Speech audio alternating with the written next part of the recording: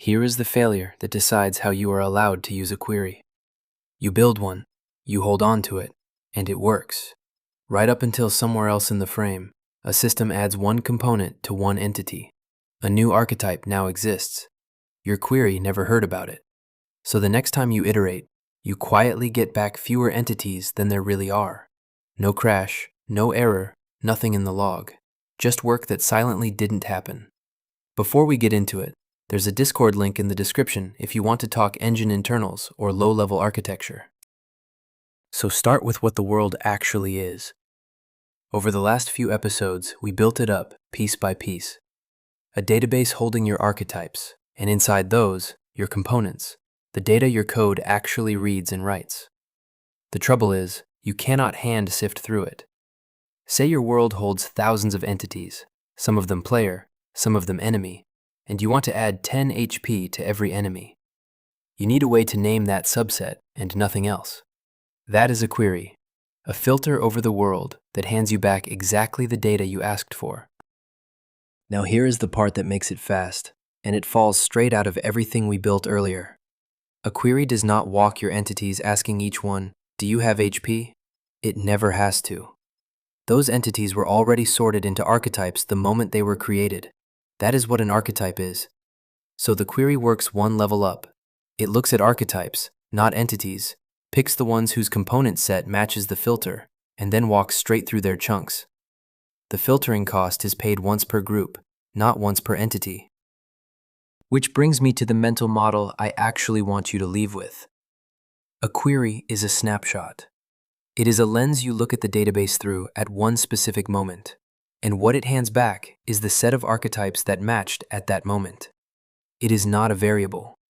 I think that is the single most common misunderstanding here, because it certainly looks like a variable. You can assign it to something, you can hold on to it.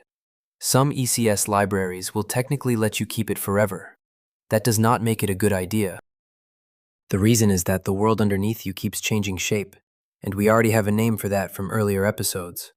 A structural change. Two things cause one. You create a new archetype, some combination of components that never existed in this world before. Or you move an entity from one archetype into another, which is exactly what adding and removing a component does. Either way, the set of archetypes matching a given query is no longer the set it was. Your snapshot was true. It just isn't true anymore, and nothing tells you.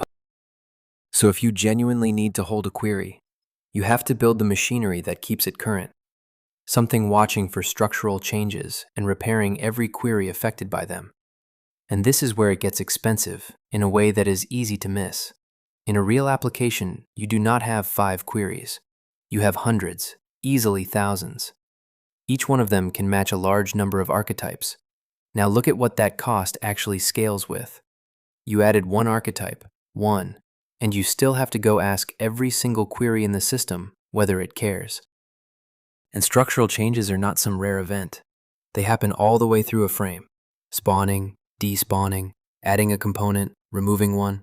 Every system that touches structure kicks off another round of repair.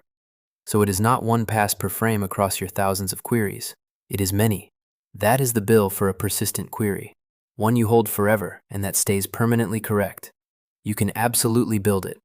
I just want you to see the shape of what you are buying first, because that cost grows with how many queries exist, not with how much actually changed.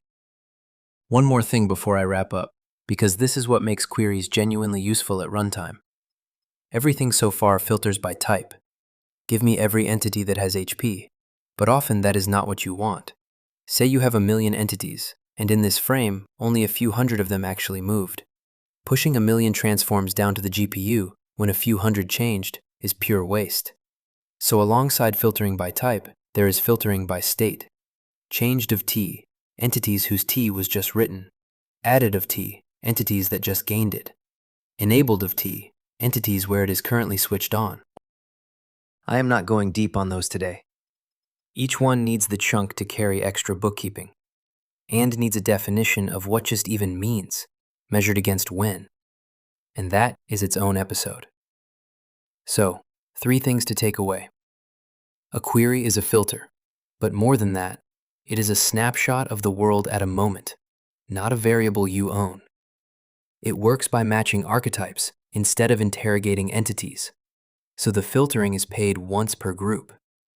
And that snapshot goes stale on every structural change. So don't hold one longer than you have to. And if you must, know what the repair costs.